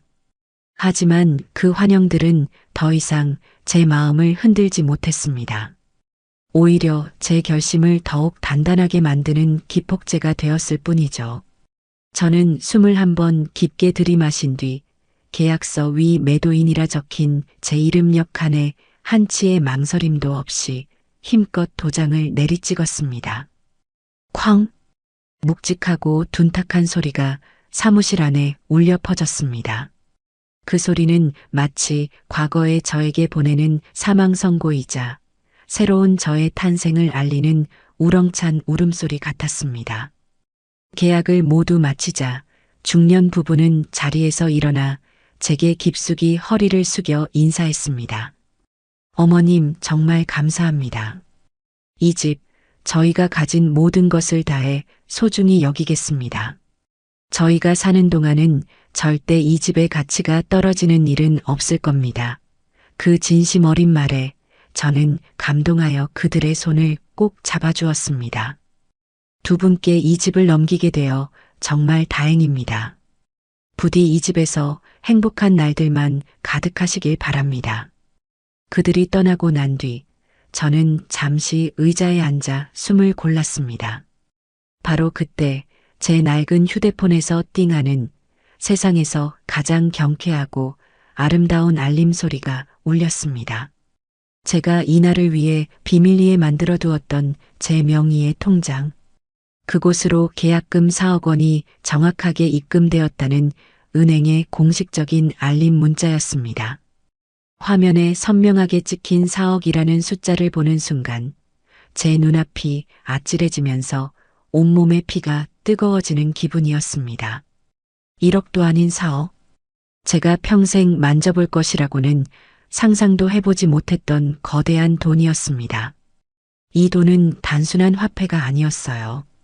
아들 내외에게서 저를 완벽하게 독립시켜줄 방패이자 제 남은 인생을 그 누구의 눈치도 보지 않고 제 마음대로 살아갈 수 있게 해줄 막강한 무기였습니다. 지난 세월의 서름과 분노가 그 숫자 앞에서 봄눈처럼 녹아내리는 기분이 들었어요. 부동산을 나선 저는 마치 구름 위를 걷는 기분으로 거리를 걸었습니다. 발걸음이 너무나도 가벼웠죠. 그러다 문득 허기짐을 느꼈습니다. 저는 근처에서 가장 크고 번듯해 보이는 한정식 집으로 망설임 없이 들어갔습니다. 자리를 잡고 앉아 메뉴판에서 가장 비싼 궁중 수라상을 주문했습니다. 잠시 후 상다리가 휘어질 만큼 화려한 음식들이 제 앞에 끝도 없이 차려지기 시작했어요. 윤기가 자르르 흐르는 갈비찜부터 시작해서 신선한 전복회, 노릇노릇하게 구워진 굴비와 각양각색의 전과 나물들까지 임금님의 수라상이 부럽지 않은 진수성찬이었습니다. 저는 천천히 그리고 우아하게 식사를 시작했습니다. 평생을 가족들 먼저 챙기느라 제대로 된 음식 한번 편하게 먹어보지 못했던 지난날이 떠올랐지만 더 이상 서럽지 않았어요. 안성탕면 한 그릇으로 제 존재를 모욕했던 그들에게 저는 지금 제 돈으로 저 혼자만을 위한 최고의 만찬을 즐기고 있었습니다. 이것만큼 통쾌하고 완벽한 복수가 또 있을까요? 저는 음식을 하나하나 음미하며 아주 오랫동안 그 자리에 앉아 있었습니다. 식사를 마친 뒤 저는 당당하게 카운터로 걸어가 제 이름이 새겨진 카드로 값을 치렀습니다. 식당을 나서는 제 어깨는 그 어느 때보다 떳떳하고 활짝 펴져 있었습니다. 4억이라는 거대한 계약금이 제 비밀 통장에 들어온 순간부터 세상은 완전히 다르게 보이기 시작했습니다. 그 돈은 제게 경제적인 자유뿐만 아니라 그동안 잃어버렸던 자신감과 자존감까지 되찾아 주었죠. 잔금일까지 남은 한 달의 시간 동안 저는 제 인생의 두 번째 막을 열어줄 새로운 무대를 찾아 나섰습니다. 온전히 저만의 의지와 취향으로 채워질 새로운 보금자리를 마련하는 것이 제게 주어진 가장 중요한 임무였어요. 저는 더 이상 아들 내외에게 친구 문병이라는 구차한 변명을 대지 않았습니다. 대신 요즘 노인복지관에서 하는 노래 교실에 다니기 시작했다고 선언해버렸죠. 매일 아침 일정 시간에 집을 나서는 저를 보며 며느리는 어머니, 재미있으세요? 하고 건성으로 물었지만 제가 어디서 무엇을 하든 더 이상 깊은 관심을 두지 않는 눈치였습니다. 오히려 제가 집에 없는 시간을 반기는 듯 했고요. 그들의 무관심은 제게 완벽한 자유시간을 선물해 주었습니다. 저는 매일같이 여러 부동산을 드나들며 집을 보러 다녔습니다. 제 조건은 아주 까다롭고도 명확했어요. 첫째, 무조건 남양이어야 하고 햇살이 잘 들어와야 한다. 둘째, 좁아도 좋으니 혼자 살기에 편리한 현대적인 구조여야 한다. 셋째, 창밖으로 보이는 풍경이 아름다워야 한다. 넷째, 너무 외진 곳이 아니라 병원이나 마트, 은행 같은 편의시설이 가까워야 한다. 그리고 마지막으로 저처럼 혼자 사는 노인들이 교류할 수 있는 커뮤니티가 잘 형성된 곳이어야 한다는 것이었죠. 며칠 동안 수십 군데의 집을 보러 다녔습니다. 어떤 오피스텔은 구조는 마음에 들었지만 창문을 열면 옆 건물의 벽만 보여서 감옥처럼 답답했어요. 또 어떤 신축 빌라는 깨끗하긴 했지만 동네 분위기가 너무 삭막하고 젊은 사람들만 북적여서 제가 섞여들기 힘들 것 같다는 느낌이 들었습니다. 부동산 중개인들은 까다로운 제 조건에 혀를 내두르면서도 거액의 집을 판 돈으로 새 집을 구하는 큰손 할머니를 쉽사리 포기하지는 못했죠. 그러던 어느 날 한 중개인이 어르신이 찾으시는 조건에 딱 맞는 곳이 있는데 한번 가보시겠어요? 라며 저를 한 아파트 단지로 이끌었습니다. 시내 중심가에서는 조금 떨어져 있었지만 지하철역이 바로 앞에 있고 단지 전체가 거대한 숲과 공원으로 둘러싸인 곳이었어요. 단지 입구에 들어서는 순간부터 제 마음이 편안해지는 것을 느꼈습니다. 잘 가꾸어진 조경수들 사이로 산책로가 나 있었고 단지 내 상가에는 병원, 약국, 은행, 마트 등 필요한 모든 시설이 갖추어져 있었습니다. 중개인이 저를 데려간 곳은 로열층으로 불리는 12층의 한 집이었습니다. 현관문을 열고 안으로 들어서는 순간 저는 저도 모르게 아하고 낮은 탄성을 내뱉었습니다. 20평 남짓한 공간이었지만 전면창을 통해 쏟아져 들어오는 눈부신 햇살이 집안 가득 따스한 온기를 불어넣고 있었어요. 그리고 그 창밖으로는 마치 한 폭의 그림처럼 사계절의 변화를 온몸으로 느낄 수 있는 아름다운 공원 풍경이 파노라마처럼 펼쳐져 있었습니다. 멀리 보이는 산 능선과 가까이 보이는 푸른 숲, 그리고 그 사이로 보이는 작은 호수까지 제가 꿈에 그리던 바로 그 풍경이었습니다. 저는 홀린 듯 집안을 둘러보았습니다. 방 2개와 거실, 그리고 현대식으로 꾸며진 깨끗한 주방과 화장실. 혼자 살기에는 더할 나위 없이 완벽한 구조였어요. 특히 제 마음을 사로잡은 것은 거실과 이어진 작은 발코니였습니다. 널찍한 공간은 아니었지만 한쪽 벽면 전체에 화단을 만들 수 있도록 설계되어 있었죠. 이곳에 작은 텃밭을 가꾸며 상추도 심고 고추도 키우고 예쁜 꽃들도 키울 수 있겠다는 생각에 벌써부터 가슴이 설레었습니다. 저는 중개인을 돌아보며 말했습니다. 더 볼 것도 없겠네요. 이 집으로 하겠습니다.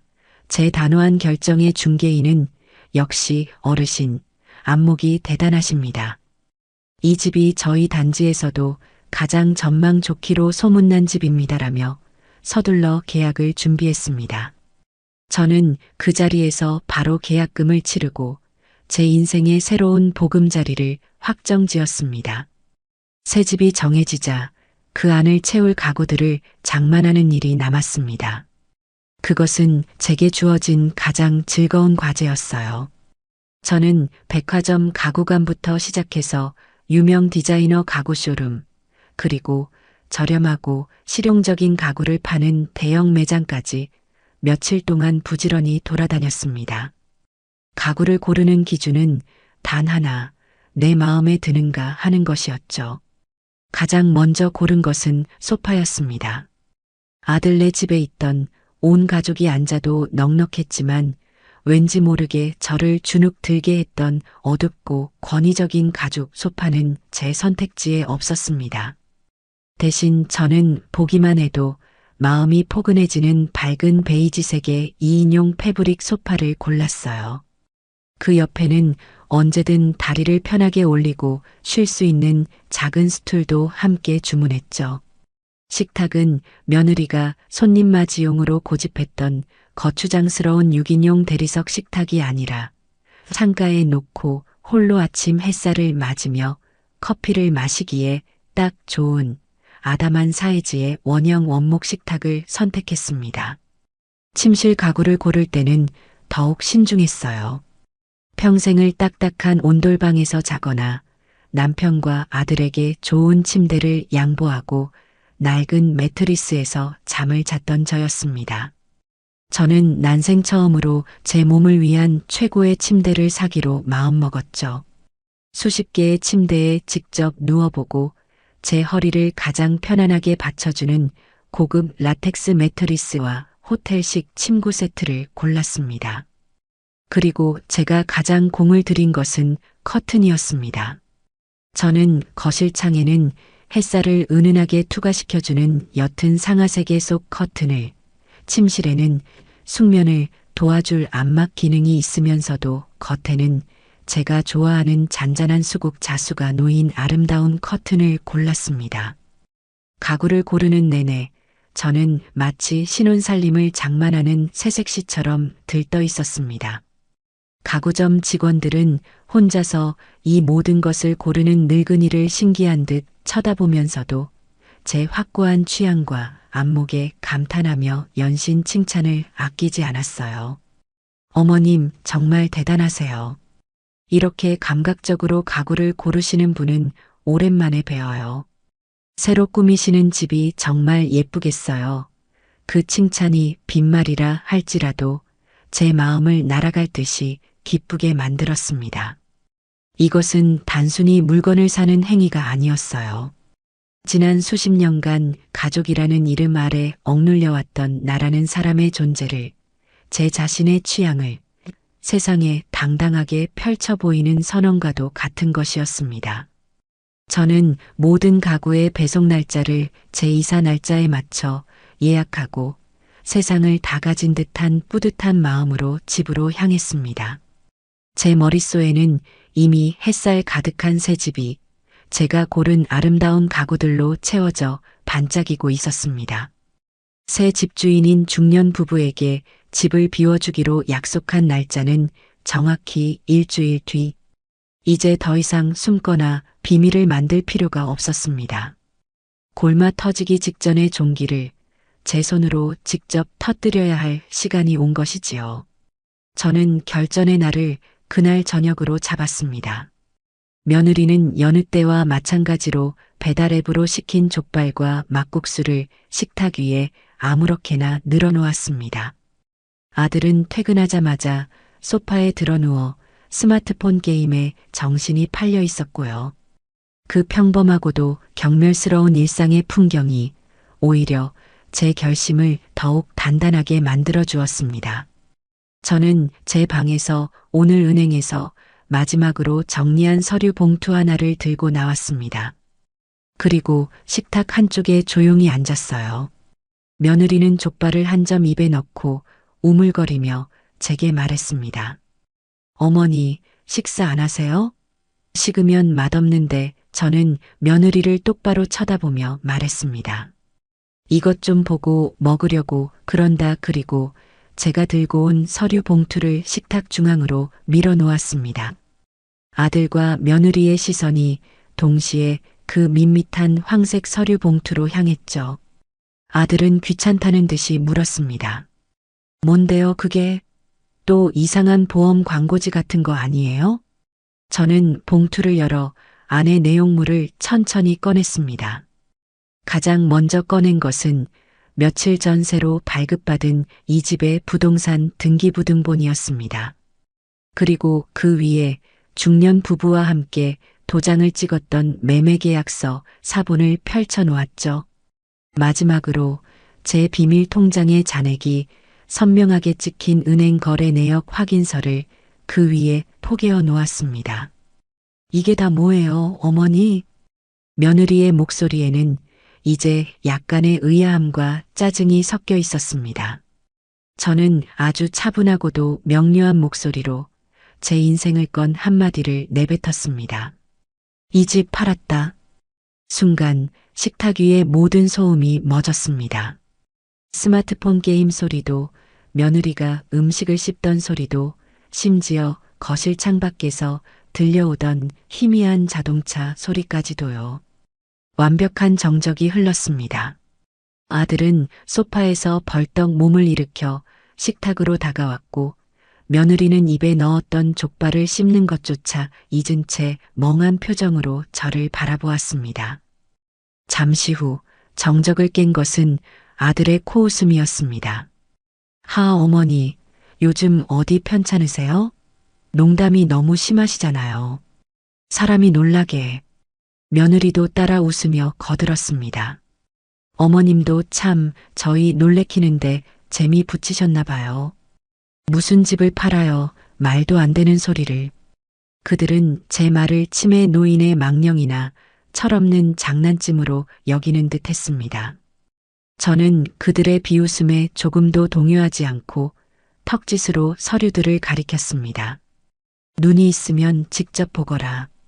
거기 이 집이 내 이름으로 되어 있다는 증거랑 내가 이 집을 다른 사람에게 팔았다는 계약서, 그리고 그 집값 전체가 내 통장으로 들어왔다는 증거까지 다 있으니 아들은 마지못해 계약서를 집어들었습니다. 그의 눈동자가 계약서의 첫 줄부터 마지막 줄까지 빠르게 훑어 내려갔습니다. 매매 대금, 계약 날짜, 그리고 매도인 칸에 찍힌 제 이름과 도장, 매수인 칸에 찍힌 낯선 이름과 도장까지. 아들의 얼굴이 하얗게 질리기 시작했습니다. 옆에서 함께 서류를 들여다보던 며느리의 얼굴에서는 웃음기가 완전히 사라지고 경악과 불신이 뒤섞인 표정이 떠올랐죠. 이게 뭐야? 이게 진짜야? 당신, 이게 진짜냐고. 며느리는 아들의 팔을 붙잡고 흔들며 소리쳤습니다. 아들은 계약서를 거의 찢어버릴 듯이 구겨쥔 채 저를 향해 울부짖듯 물었습니다. 어머니, 이게 대체 무슨 짓이에요? 저랑 상의도 없이 어떻게 집을 팔아요? 여기가 어머니 혼자 사는 집이에요? 우리 가족이 다 같이 사는 집인데 어떻게 이럴 수가 있어요? 드디어 시작이었습니다. 저는 기다렸다는 듯이 차분하게 그들의 분노를 맞받아쳤습니다. 그래, 너희 가족이 사는 집이지. 하지만 이 집의 주인은 나다. 내 이름으로 된 내 집을 내가 팔겠다는데 누구의 허락을 받아야 하는 거니? 제 말에 며느리가 끼어들었습니다. 어머님, 그래도 이건 아니죠. 저희가 이 집 들어오면서 인테리어 한도는 생각 안 하세요? 저희도 이 집에 대한 권리가 있다고요. 저는 그 말을 듣고 실소를 금할 수가 없었습니다. 권리? 너가 말하는 권리가 고작 내 취향대로 꾸민 벽지와 소파 값이니? 나는 이 집을 사기 위해 그리고 내 남편을 키우기 위해 내 평생을 바쳤다. 내까지 인테리어 비용 몇 푼과 내 인생을 맞바꿀 수는 없는 일이지. 그리고 그 돈, 결국 내 남편, 내 아들이 번 돈 아니더냐. 그 돈의 출처가 어디인지 잊었어? 제 반격에 며느리는 얼굴이 시뻘개져서 아무 말도 하지 못했습니다. 이제 아들이 저를 향해 애원하기 시작했습니다. 어머니, 제발 진정하시고 말씀 좀 해보세요. 뭔가 오해가 있으셨던 거겠죠. 저희가 뭘 그렇게 잘못했다고 갑자기 집을 파세요. 네. 저는 그 뭘 그렇게 잘못했냐는 물음이 나오기를 기다리고 있었습니다. 저는 자리에서 일어나 두 사람을 번갈아 쳐다보며 지난 수년간 제 가슴 속에 쌓아두었던 모든 말을 쏟아내기 시작했습니다. 오해가 아니야. 전부 사실이지. 너가 뭘 잘못했는지 아직도 모르겠니? 그럼 내가 지금부터 하나하나 알려주마. 내가 담근 김치를 냄새난다며 음식물 쓰레기통에 처박았을 때 너희는 나를 무시했다. 내 친구 하나 없는 이 집에서 내 며느리가 제 어미와는 웃고 떠들면서 바로 옆에 앉은 나를 투명인간 취급할 때 너는 나를 외면했지. 제 목소리는 점점 높아졌고 감정은 격해졌습니다. 어디 그뿐인 줄 아니? 내 사돈 생일에는 수십만 원짜리 녹용을 해다 바치면서 내게는 약국에서 파는 몇천 원짜리 비타민 한 통을 던져주더구나. 그게 너희가 나를 생각하는 가치의 크기였지. 그리고 가장 결정적인 것. 내 사돈 칠순 잔치는 1인당 25만 원짜리 호텔 뷔페에서 열어주자고 신나서 계획을 짜던 너희가 정작 이 어미의 생일에는 뭘 줬는지 기억이나 하니? 저는 식탁 위에 놓인 막국수 그릇을 손가락으로 가리켰습니다. 바로 그거였다. 안성탕면 한 그릇.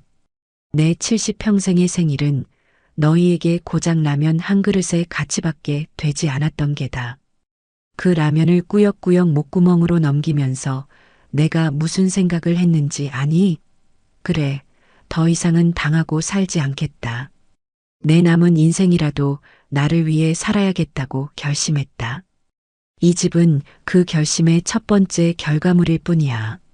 제 말이 끝나자 집안은 다시 한번 깊은 침묵에 휩싸였습니다. 아들과 며느리는 마치 벼락이라도 맞은 듯 넋이 나간 표정으로 저를 바라보고 있었습니다. 그들의 얼굴에는 더 이상 분노나 비웃음이 없었어요. 오직 자신들에게 닥친 재앙을 실감하기 시작한 자의 공포와 절망만이 가득했습니다. 그럼 우린 이제 어디로 가요? 며느리가 모기만 한 목소리로 간신히 물었습니다. 저는 그 질문에 가장 차갑고도 현실적인 답변을 들려주었습니다. 그건 너희가 알아서 할 일이지. 내가 너희 인생까지 책임져 줄 의무는 없잖니. 새 집주인에게 일주일 뒤까지는 집을 비워주기로 약속했다. 그러니 그 안에 너희가 살 집을 구해서 나가거라. 이 집은 이제 더 이상 너희 집이 아니야. 그 말을 끝으로 저는 제 방으로 들어와 문을 잠가버렸습니다. 문 밖에서는 며느리의 날카로운 비명과 아들의 절규, 그리고 무언가 부서지는 소리가 뒤섞여 들려왔습니다. 저는 그 모든 소리를 배경음악 삼아 침대에 편안히 누워 눈을 감았습니다. 길고 길었던 전쟁의 서막이 끝나고 마침내 저는 승리의 고지에 올라서 있었습니다. 제가 집을 팔았다고 선언한 그날 밤부터 집안의 공기는 완전히 달라졌습니다. 평화롭던 위선은 사라지고 그 자리에는 지옥과도 같은 현실이 들어섰죠. 그 후 일주일 새 집주인에게 집을 넘겨주기까지의 시간은 제게는 해방을 향한 카운트다운이었지만 아들 내외에게는 그야말로 처절한 발악의 시간이었습니다. 첫날은 주로 애원과 눈물로 시작되었습니다. 다음 날 아침 제 방문 앞에는 며느리가 퉁퉁 부은 눈으로 무릎을 꿇고 앉아 있었습니다. 제가 방문을 열자마자 며느리는 제 바짓가랑이를 붙잡고 울부짖기 시작했어요. 어머님, 제가 죽을 죄를 지었어요. 제가 생각이 짧았어요. 어머님 마음이 그렇게 상하신 줄도 모르고 정말 죄송해요. 제발, 제발 저희를 용서해 주세요. 계약, 그거 물을 수 있잖아요. 위약금, 저희가 어떻게든 마련해 볼게요. 네, 제발요, 어머님. 며느리의 눈물은 악어의 눈물처럼 느껴졌습니다. 만약 제가 집을 팔지 않았다면 과연 저런 말을 했을까요? 저는 차갑게 며느리의 손을 뿌리치며 말했습니다. 이미 늦었다. 내 사과는 진심이 아니라 당장 길거리에 나앉게 될 신세를 면하기 위한 거짓말일 뿐이라는 걸 내가 모를 것 같으냐. 위약금은 계약금의 2배다. 8억이라는 돈을 너가 마련할 수 있다면 한번 해보려무나 제 말에 며느리의 얼굴에서 핏기가 가시는 것이 보였습니다. 그녀의 눈물 연기가 제게는 조금도 통하지 않는다는 것을 깨달은 것이죠. 눈물이 통하지 않자 이번에는 아들이 나섰습니다. 아들은 감정이 아닌 이성에 호소하는 전략을 택한 듯 했어요. 어머니, 감정적으로만 생각하지 마시고 현실적으로 좀 생각해 보세요. 일주일 안에 저희가 어디 가서 집을 구해요. 전세 사기도 판을 치는 세상인데. 그리고 민준이는요? 우리 민준이 전학이라도 가야 하면 어떡해요? 손주가 상처받는 건 괜찮으세요? 아들은 손주를 방패 삼아 제 마음을 흔들어 보려 했습니다. 하지만 저는 이미 그 모든 상황까지 고려한 뒤였습니다. 민준이 걱정은 내가 알아서 하마. 너희가 이 근처에 집을 구하면 전학 갈 필요도 없겠지.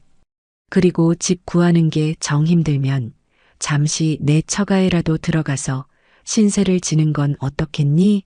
너가 그렇게 깍듯하게 모시는 장인, 장모님이 사위가 길거리에 나앉는 걸 보고만 있지는 않으실 것 같은데. 제 비아냥의 아들은 치를 떨며 어머니 하고 소리쳤지만 더 이상 제게 대들지는 못했습니다. 그날 이후 집안은 거대한 전쟁터가 되었습니다. 아들 내외는 자신들이 할 수 있는 모든 방법을 동원해 발버둥 쳤습니다. 그들은 정말로 변호사 사무실에 전화를 걸어 자식 몰래 집을 판 부모에게 법적으로 책임을 물을 수 없는지 상담하는 듯 했습니다. 하지만 수화기 너머로 들려오는 변호사의 답변은 그들을 절망에 빠뜨렸을 뿐이죠. 집 소유주가 본인의 의지로 매매한 것이라면 자녀라 할지라도 법적으로 개입할 수 있는 부분은 전혀 없습니다. 그들은 심지어 제가 알려주지도 않은 새 집주인의 연락처를 어떻게든 알아내어 전화를 걸기도 했습니다. 계약을 물러달라고 사정하거나 심지어는 제가 정신이 온전치 않은 상태에서 계약을 한 것이라며 거짓말까지 하는 것 같았어요. 하지만 중년 부부는 오히려 제게 전화를 걸어 어르신, 따님과 아드님이 자꾸 전화를 해서 저희를 힘들게 하네요. 저희는 계약을 철회할 의사가 전혀 없으니 걱정하지 마십시오라며 저를 안심시켜 주었습니다. 그 모든 소동이 벌어지는 동안 저는 조금의 동요도 없이 제 이사 준비를 계속했습니다. 대놓고 거실 한가운데에 이사용 박스를 가져다 놓고 제 물건들을 차곡차곡 담기 시작했어요. 그들이 절망에 빠져 소리를 지르거나 혹은 방에 틀어박혀 훌쩍이는 동안 저는 제가 새로 산 커피 메이커로 향긋한 커피를 내려 마시며 여유롭게 신문을 읽었습니다. 제 평온한 모습이 그들에게는 가장 큰 고문이라는 것을 알고 있었기 때문이죠. 며느리는 며칠간의 발악이 소용없다는 것을 깨닫자 마지막 수단으로 태도를 바꾸었습니다. 갑자기 제게 극진하게 굴기 시작한 것이죠. 평소에는 쳐다보지도 않던 과일을 예쁘게 깎아 제 방으로 가져오거나 제 어깨를 주무르며 어머님, 제가 앞으로 정말 잘할게요. 매일 어머님이 좋아하시는 음식 해드리고 주말마다 같이 나들이도 가요. 그러니 제발 저희에게 마지막 기회를 한 번만 주세요라며 애교 섞인 목소리를 냈습니다. 저는 며느리가 깎아준 사과를 한 입 베어 물고는 말했습니다. 사과가 참 달구나. 하지만 이미 썩어버린 믿음을 되돌리기엔 너무 늦었지. 내 친절은 유효기간이 일주일도 채 남지 않았잖니. 제 전곡을 찌르는 말에 며느리는 더 이상 아무 말도 하지 못하고 돌아섰습니다. 마침내 제가 떠나기로 한 날 아침이 밝았습니다. 약속한 시간에 맞춰 제 새 집으로 향할 이사 트럭이 위풍당당하게 집 앞에 도착했습니다. 며칠간의 소동으로 헬쑥해진 아들 내외는 마치 사형 집행을 기다리는 죄수처럼 망연자실한 표정으로 그 광경을 바라보고 있었습니다.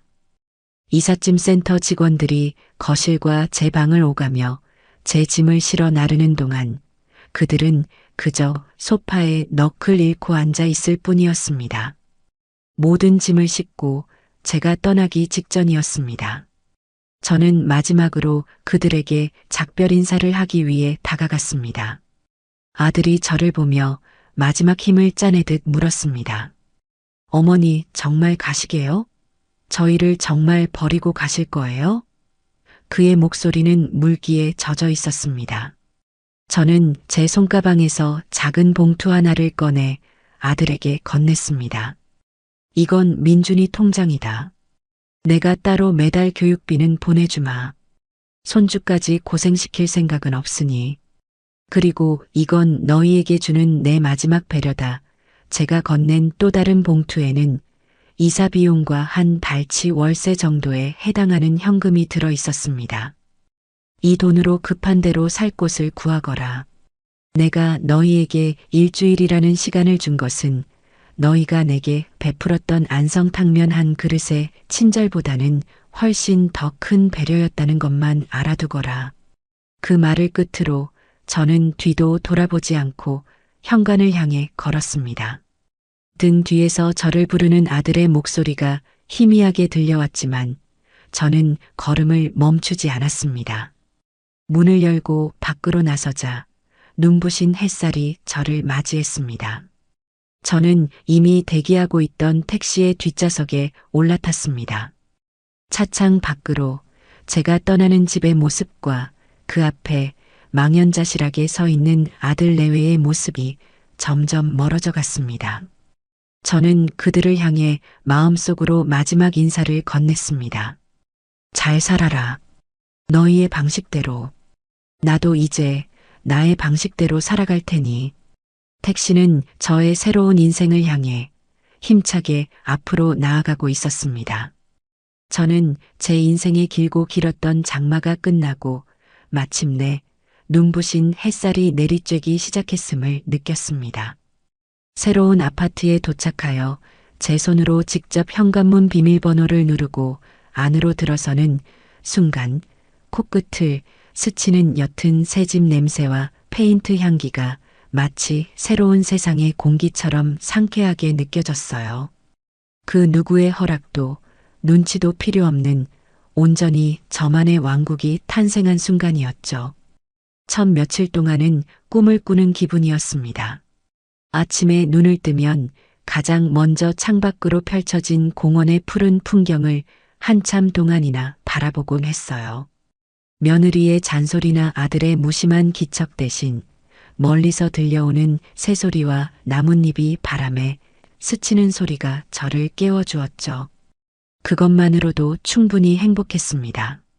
저는 서두를 필요 없이 아주 천천히 하루를 시작했습니다.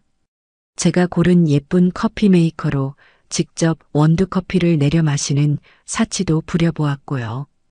향긋한 커피 향이 집안 가득 퍼질 때 저는 비로소 제가 살아있다는 것을, 그리고 제 삶의 주인이 바로 나 자신이라는 것을 실감할 수 있었어요. 이삿짐을 푸는 일은 고되기보다는 즐거운 놀이 같았습니다. 상자 속에 고이 담아온 제 과거의 조각들을 하나씩 꺼내어 새로운 자리를 찾아주는 일이었으니까요. 가장 먼저 한 일은 남편의 사진을 거실에서 가장 햇볕이 잘 드는 창가 옆 선반 위에 올려두는 것이었습니다. 사진 속 남편은 여전히 인자한 미소로 저를 바라보고 있었죠. 여보, 나봐요. 나 이렇게 좋은 집으로 이사 왔어요. 이제 아무도 나를 함부로 대하지 못할 거예요. 당신도 여기서 편히 쉬세요. 마음속으로 남편에게 인사를 건네고 나니 정말로 그가 제 곁에서 저를 지켜주는 듯 든든한 기분이 들었습니다. 제가 고른 가구들이 제자리를 찾아가면서 텅 비었던 집은 점차 저만의 색깔로 채워졌습니다. 포근한 베이지색 소파에 앉아 다리를 쭉 뻗고 새로 산 커다란 텔레비전으로 제가 좋아하는 아침 드라마를 보는 자유. 이전 집에서는 거실 텔레비전의 리모컨을 만져볼 엄두도 내지 못했던 저였습니다. 항상 아들이 보는 스포츠 채널이나 며느리가 틀어놓은 시끄러운 예능 프로그램을 소음처럼 견뎌야 했죠. 하지만 이제는 아니었습니다. 저는 제가 보고 싶은 것을 마음껏 보고 듣고 싶은 음악을 자유롭게 틀었습니다. 그 사소하고도 당연한 권리를 되찾는데 70년이라는 세월이 걸렸다는 사실에 잠시 씁쓸해지기도 했지만 늦게나마라도 찾았으니 다행이라고 생각하기로 했어요. 주방은 저만의 아틀리에가 되었습니다. 더 이상 며느리가 사다 놓은 인스턴트 음식이나 배달 음식이 아닌 제가 먹고 싶은 음식을 제 손으로 직접 해먹는 기쁨은 상상 이상이었죠. 저는 아파트 상가 마트에 가서 가장 신선한 채소와 고기를 골라왔습니다. 그리고 구수한 된장찌개를 끓이고 노릇하게 생선을 굽고 정갈하게 나물을 무쳤습니다. 특별할 것 없는 평범한 집밥이었지만 제게는 세상 그 어떤 진수성찬보다도 맛있게 느껴졌어요.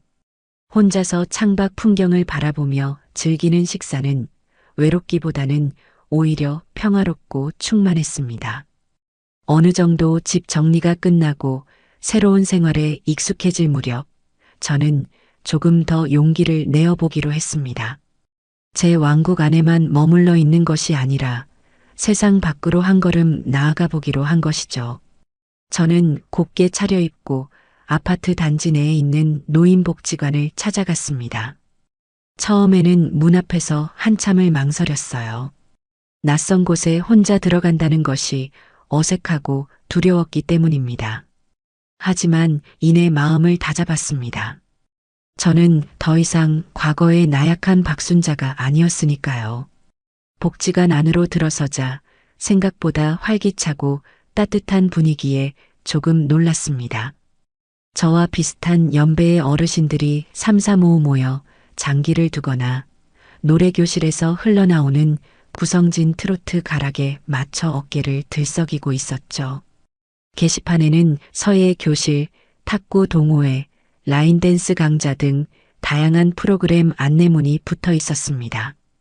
그 모든 것이 제게는 신세계처럼 보였어요. 한쪽에서 서예 교실 수강생을 모집한다는 안내문을 한참 들여다보고 있는데 옆에서 누군가 말을 걸어왔습니다. 어르신, 새로 이사 오셨나 봐요? 얼굴이 낯이 익지 않네요. 돌아보니 저와 나이가 비슷해 보이는 아주 인상이 곱고 세련된 한 부인이 미소를 지으며 저를 보고 있었습니다. 저는 잠시 머뭇거리다 대답했죠. 아, 네. 이사 온 지 이제 일주일 정도 되었어요. 그러자 그 부인이 자신의 손을 내밀며 말했습니다. 어머, 반가워라. 저는 이 아파트에 10년째 살고 있는 김영이라고 해요. 서예에 관심 있으세요? 제가 저반 반장인데 아주 재미있어요. 같이 한번 해보시지 않으실래요? 영희 씨의 스스럼 없고 따뜻한 환대에 저는 얼어붙었던 마음이 조금씩 녹아내리는 것을 느꼈습니다. 저는 그녀의 손을 맞잡았고 그렇게 제 인생의 첫 번째 친구가 생겼습니다. 영희 씨와 함께 복지관 휴게실에 앉아 따뜻한 율무차를 마시며 저는 두런두런 제 이야기를 풀어놓았습니다. 물론 집을 팔고 아들 내외를 내쫓았다는 자극적인 이야기는 쏙 뺀 채 남편과 차별하고 자식들도 다 분가해서 이제는 좀 조용하고 편한 곳에서 살고 싶어 혼자 이사를 왔다는 정도로 순화해서 말했죠. 영희 씨는 제 이야기를 진심으로 들어주었고 혼자서 모든 것을 결정하고 실행에 옮긴 제 용기를 칭찬해 주었습니다. 어머, 어르신 정말 대단하시다. 보통은 자식들 곁을 못 떠나시는데 이렇게 자신의 노후를 스스로 개척하시는 모습이 정말 멋져 보여요. 앞으로 저랑 친구하면서 재미있게 지내요. 저희 서예반 식구들이랑 다 같이 식사도 하고 날 좋으면 근교로 나들이도 가고 할 게 얼마나 많은데요. 영희 씨의 말을 들으며 저는 앞으로 펼쳐질 제 삶이 결코 외롭거나 지루하지 않을 거라는 예감이 들었습니다. 새로운 사람을 만나고 새로운 것을 배우고 새로운 관계를 만들어 나가는 기쁨. 저는 그 기쁨을 이제 막 맛보기 시작한 것이었죠. 하지만 과거의 그림자는 생각보다 질기게 제 발목을 붙잡으려 했습니다. 영애 씨와 헤어져 집으로 돌아온 지 얼마 되지 않았을 때였어요. 인터폰 화면에 낯선 남자의 얼굴이 떴습니다. 택배 기사였습니다. 제가 주문한 물건이 없었기에 의아해하며 문을 열어주자 그 뒤에 숨어있던 아들과 며느리가 집 안으로 들이닥치듯 들어왔습니다. 아마 아파트 입구에서 제가 들어오는 것을 보고 다른 동 호수를 대며 경비실을 속이고 따라 들어온 모양이었어요. 며칠 만에 본 그들의 모습은 말이 아니었습니다. 남루한 옷차림에 며칠은 굶은 사람처럼 얼굴은 헬쑥하고 눈은 퀭했죠. 그리고 그들의 손에는 마지막 무기인 손주 민준이가 들려 있었습니다. 민준이는 저를 보자마자 할머니, 하고 외치며 제 품에 와락 안겼습니다. 할머니, 보고 싶었어요. 우리 이제 어디서 살아요? 엄마 아빠가 자꾸 이상한 데로 이사 간다고 해요. 컴컴하고 무서워요. 아이의 천진한 물음에 제 가슴이 쿵 내려앉았습니다. 제가 준 돈으로 급한 대로 구한 곳이 아이가 무서워할 정도의 열악한 단칸방이었던 모양입니다. 아들이 그 틈을 놓치지 않고 파고들었습니다. 어머니, 보셨죠? 저희는 괜찮아요. 저희가 무슨 고생을 못하겠어요. 하지만 민준이는요. 이 어린 것이 무슨 죄가 있다고 곰팡이 냄새나는 지하 단칸방에서 잠을 자야 하냐고요. 어머니, 제발 저희 좀 살려주세요. 며느리도 옆에서 눈물을 뚝뚝 흘리며 거들었습니다. 어머님, 저희가 정말 다 잘못했어요. 집을 돌려달라는 말도 안 할게요. 그냥 그 돈에서 딱 전세금만이라도 좀 보태주시면 안 될까요? 민준이만이라도 제대로 된 환경에서 키울 수 있게 제발 자비를 베풀어 주세요. 그들은 이제 집을 되찾겠다는 허황된 꿈은 버리고 돈을 요구하는 것으로 전략을 바꾼 것이었습니다. 손주를 방패 삼아 제 동정심에 호소하는 그들의 모습은 처량하기 짝이 없었지만 제 마음은 더 이상 흔들리지 않았습니다. 저는 민준이를 품에 꼭 안은 채 아이의 눈을 보며 다정하게 말했습니다. 민준아, 걱정 마. 할머니가 우리 민준이 앞으로 자주 보러 갈게. 맛있는 것도 많이 사주고 장난감도 사주고 주말에는 동물원도 가자. 할머니랑 민준이랑 둘이서만. 알았지? 아이는 제 말에 고개를 끄덕였고 그제야 조금 안심하는 듯 보였습니다. 저는 민준이를 소파에 앉히고 장난감을 쥐어준 뒤 자리에서 일어나 현관문 앞에 서 있는 아들 내외를 향해 걸어갔습니다. 그리고 제 인생의 마지막 판결을 내렸습니다. 내가 너희에게 마지막 배려로 이사 비용과 한 달치 월세를 주었지. 하지만 그것은 너희의 새로운 시작을 위한 최소한의 자금이었지. 너희의 게으름과 무능함을 위한 미천이 아니었다. 너희는 아직 젊고 건강하다. 손과 발이 멀쩡하고 일을 할 능력도 있지. 너희가 지금 그 지하 단칸방에 있는 것은 내 탓이 아니라 너희 스스로가 너희의 인생을 그렇게 만든 결과물이야. 제 단호한 목소리에 아들과 며느리는 아무 말도 하지 못했습니다. 저는 말을 이었습니다. 나는 내 남은 인생을 그리고 내 손주의 미래를 위해 이 돈을 쓸 것이다. 너희에게 줄 돈은 단 한 푼도 없어. 이제 와서 부모 노릇, 자식 노릇을 운운하지 마라. 너희 스스로의 힘으로 일어서서 너희 아들에게 떳떳한 부모가 되는 모습을 보여주는 것. 그것이 너희가 할 수 있는 유일한 속죄다. 저는 현관문을 활짝 열었습니다.